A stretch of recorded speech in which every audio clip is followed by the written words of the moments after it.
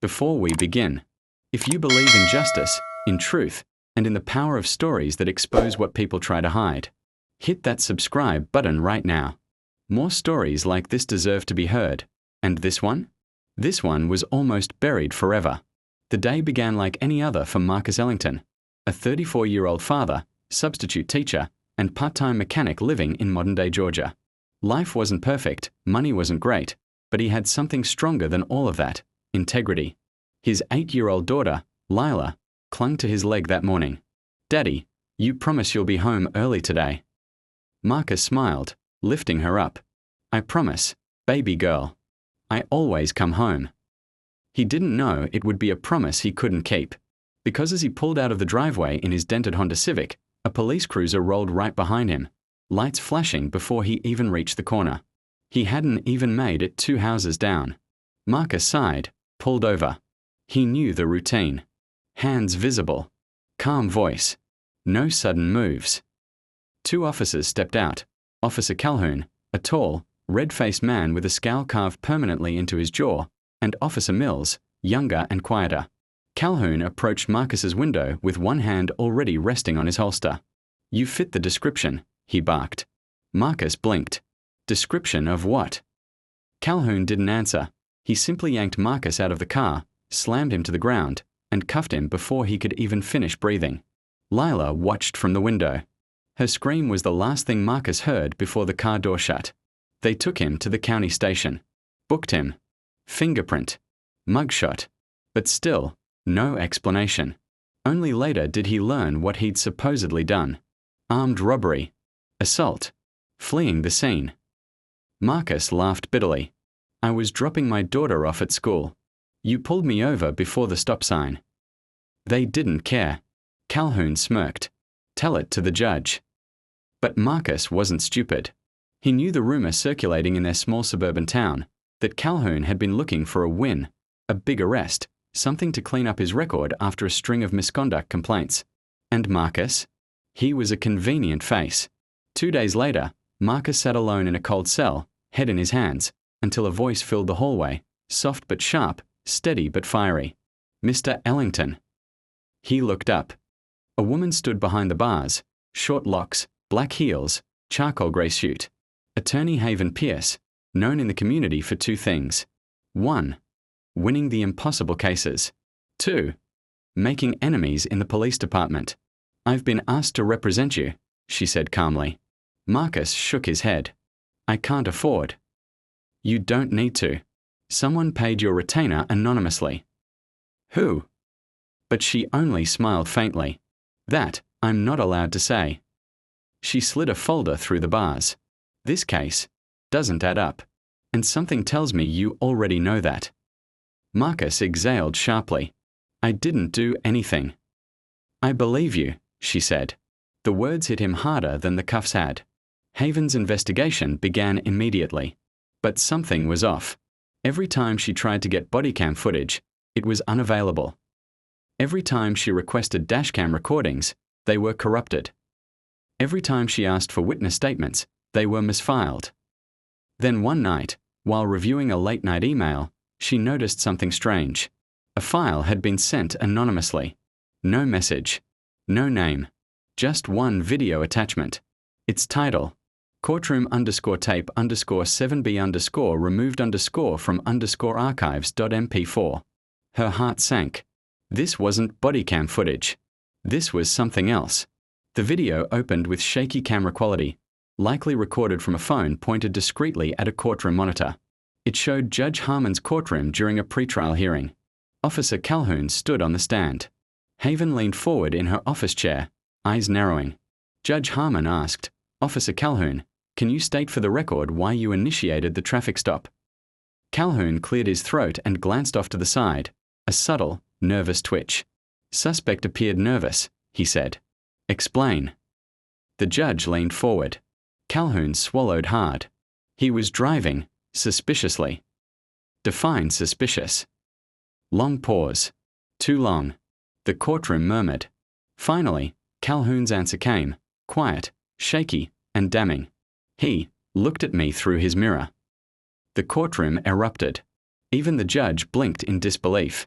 That's your justification for forcefully removing him from the vehicle? Calhoun stiffened. Then, he whispered something so low the microphone barely caught it. He matched the profile. Judge Harmon's voice sharpened. What profile? Another long silence. A single word escaped Calhoun's lips. Black.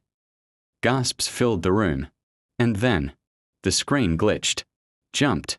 Glitched again. Then cut to black. Haven's hands trembled. Someone had secretly recorded the hearing. Someone had leaked it. Someone wanted the truth out. And now, she had evidence strong enough to destroy the entire case. Unless someone found out she had it. If you're still listening, if your heart is pounding, if you want to see justice catch up to power, subscribe right now. These stories need to reach people who think no one pays attention. The trial began on a Friday morning. The courtroom was packed, reporters, neighbors, police officers with crossed arms, all staring at Marcus as if he were already guilty. Judge Harmon presided, though something about his face looked different, tighter, stressed, almost frightened. Calhoun strutted inconfidently. Haven sat beside Marcus, folder closed, expression unreadable. The prosecutor began with a speech that painted Marcus as violent, dangerous, unpredictable, a menace hiding behind a family man image. Marcus clenched his fists. Haven touched his sleeve gently. Save your fire, she whispered. You'll need it. When it was her turn, Haven rose slowly. Your Honor, she said, the defense would like to submit new evidence. All eyes shifted. Calhoun's jaw visibly tightened. Haven placed a USB drive on the table. Judge Harmon stared at it like it was a ticking bomb. Because he knew what was on it. She hit play. The courtroom fell silent. Calhoun's testimony echoed through the speakers. Define suspicious. He looked at me. What profile? Black. The courtroom exploded. Calhoun lunged forward. That video is illegal. It wasn't authorized. Judge Harmon slammed his gavel repeatedly. But Haven didn't sit down. Instead, she looked him dead in the eye. Your Honor, I move to dismiss all charges against my client, immediately, on grounds of racial profiling, unlawful stop, unlawful search, false arrest, and suppression of evidence. Judge Harmon's face drained of color. He had two choices: justice or loyalty. His hand hovered over the gavel. Motion. He froze. Everyone watched. Motion. Denied. Gasps echoed. Even Haven stepped back.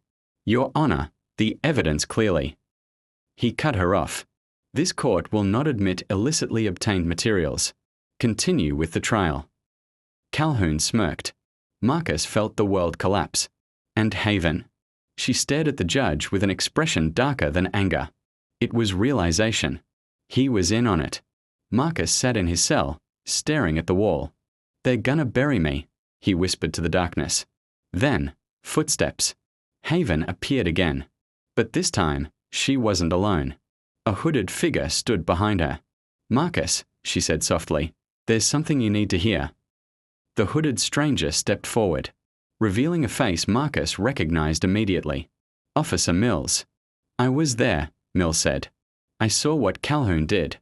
I heard what he said in the locker room. He bragged about framing you. Marcus's eyes widened. Why are you helping me? Mills swallowed. Because it's going to come out anyway. Haven blinked. What do you mean? Mills hesitated. Then he whispered. The video you have? The version you saw wasn't the only one. Haven froze. Marcus leaned forward. Mills continued. There's a second tape. A longer one. Worse. And it leaked yesterday. Haven's heart stopped. Leaked to who? Mills whispered the last words. To the media. The next morning, reporters flooded the courthouse steps. Microphones. Cameras. Headlines already flashing on screens. Unreleased court footage exposes racial profiling in local case. Judge allegedly ordered evidence destruction. Officer caught lying under oath in hidden recording. Calhoun stormed in red-faced. Judge Harmon barely made it inside before the crowd shouted. Resign. Explain the video. Why did you suppress evidence? Inside, the courtroom buzzed like a beehive. Marcus was brought in, not in cuffs this time. The bailiffs suddenly looked nervous. Before the judge could speak, Haven stood. Your Honor, the world has now seen what you tried to hide. Harmon's hand shook. That evidence is admissible, Haven snapped. Because it was leaked publicly. You can't stop the truth now. Calhoun shouted across the room. This is a setup. But Mills entered the courtroom, shoulders stiff but voice clear. It's not. I submit myself as a witness. The courtroom gasped. Haven smiled, slowly. Marcus felt hope flicker for the first time. Judge Harmon tried to regain control. This court. But then, a bailiff rushed in, whispering something in the judge's ear. Harmon's face turned white. The bailiff handed him a phone. A video was playing. Harmon's own voice. Recorded in his chambers. Destroy the footage. Lock it down. No one needs to see that. The courtroom erupted. Haven looked at Marcus. It's over. Marcus exhaled. But Haven shook her head. No, something's wrong. Because suddenly, 4 officers entered the courtroom. Not the regular bailiffs. Not Calhoun's allies. These wore state badges. They approached the bench. Judge Harmon, one said, loud enough for the entire courtroom to hear. You're under immediate investigation for evidence tampering, civil rights violations, and conspiracy. Calhoun tried to run. They tackled him before he reached the door. Mills watched, trembling. Marcus stood still, stunned. Haven whispered, justice takes time, but it comes. The courtroom was chaos. But one thought repeated in Marcus's mind. It was over. Until one of the state officers approached Haven quietly. We need to speak with you. She frowned. About what? The officer leaned in.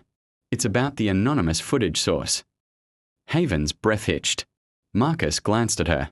What's wrong? The officer continued, voice low, urgent. The leak didn't come from inside the department. Haven whispered, then who? The officer answered. It came from someone close to you. Very close. Haven froze. Marcus stared at her. And the officer added one last sentence. You're not going to like who it is. Fade to black. If you want part 2. If you want to know who leaked the tape. If you want the next twist.